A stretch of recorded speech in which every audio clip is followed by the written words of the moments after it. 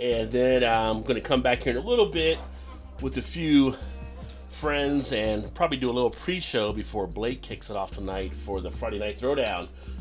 So this won't take too long, most likely. But this is from Rogue Brewing. It is their Cherry Choctabulous. Fabulous Choctabulous.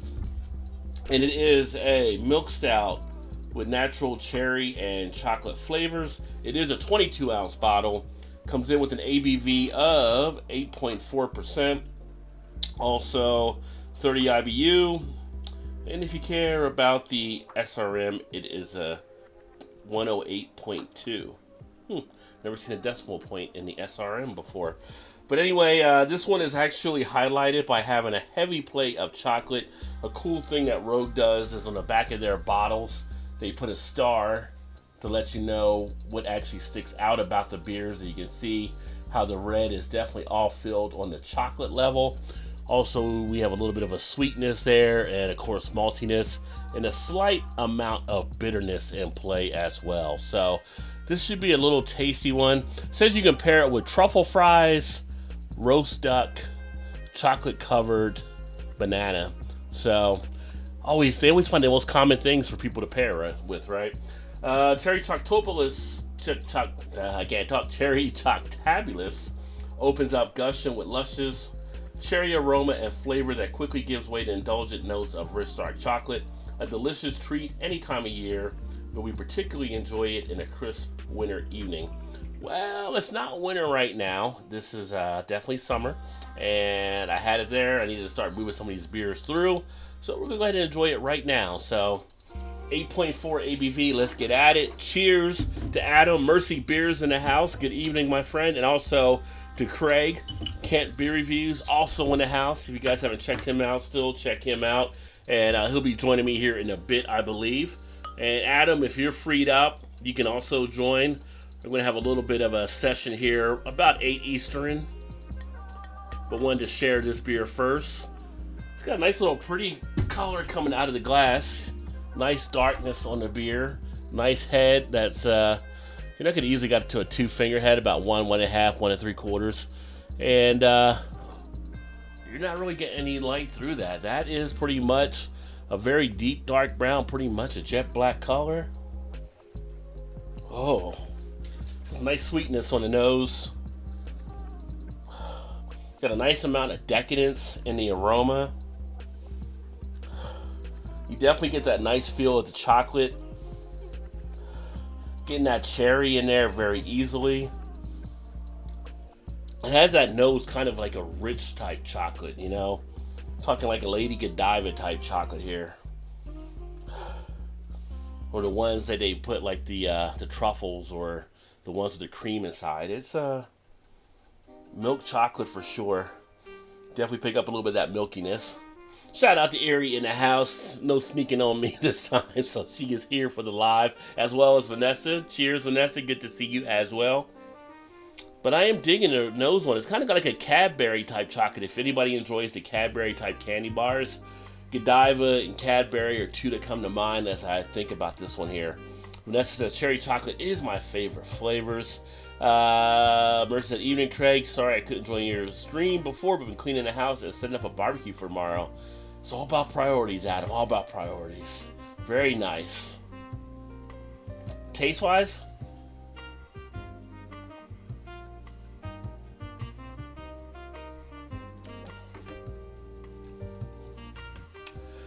chocolate-covered cherries, which you're really getting with this one.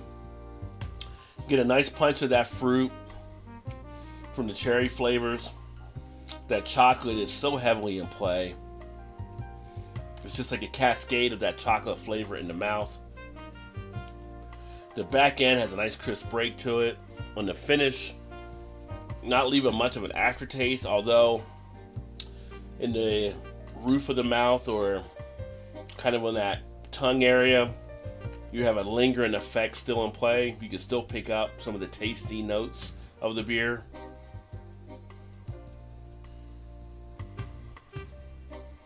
A little bit of a thinness to it, not very thick, of course, with this one here. You definitely get that lactose feel coming through as well. that milky chocolate type feel to the beer from what was used here. Body wise, nice medium to full body, not overly heavy, but this will sit on you for a bit of time. Starting to get a little bit of the flavor starting to latch into the cheek area.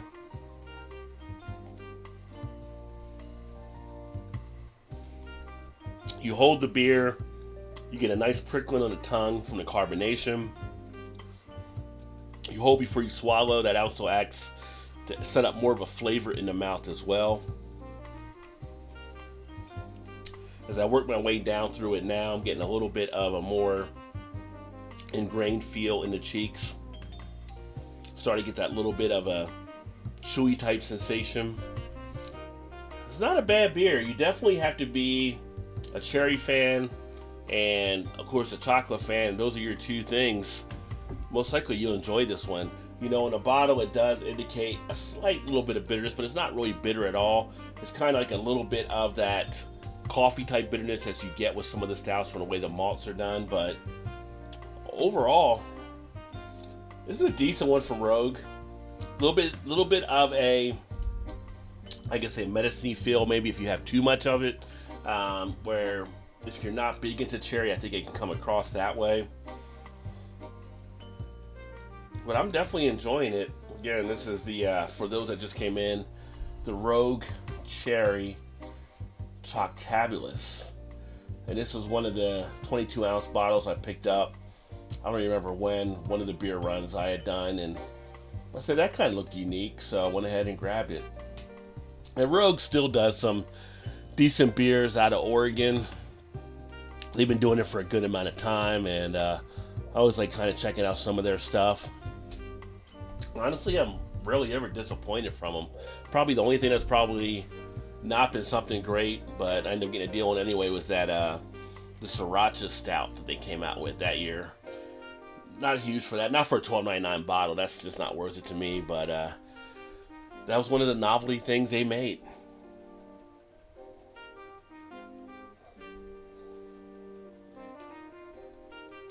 But yeah, if you like chocolate covered cherries, I would say go ahead and pick it up and give it a shot. That being said, I'm going to go ahead and jump off of here to get everything ready. Should be back here in about 6 minutes to do a live stream with some of the guys to get everybody all hyped up and ready. We're going to be the opening act for the Blake Friday Night Throwdown. So we'll see if we can get some people in, have a little bit of fun. And then at 9 o'clock, Blake TV will be rolling with the Throwdown. And then probably kick it over there for a bit too. So stay tuned, and we will be back shortly. A little bit longer than the old Chuck Woolery 2 and 2, but won't be that long. See you